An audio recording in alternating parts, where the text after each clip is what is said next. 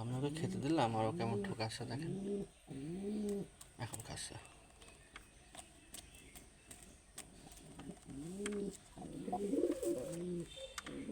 চলে হতে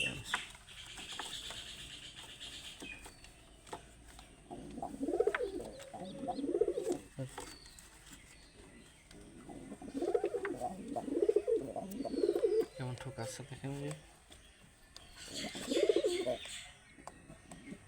দেখেন কেমন ধরে ঠকায়। যারা কবুতর ভালোবাসেন তারা অবশ্যই চ্যানেলটি সাবস্ক্রাইব করে ভিডিওটিতে একটা লাইক দিবেন। দেখি কতজন আপনারা কবুতর ভালোবাসেন।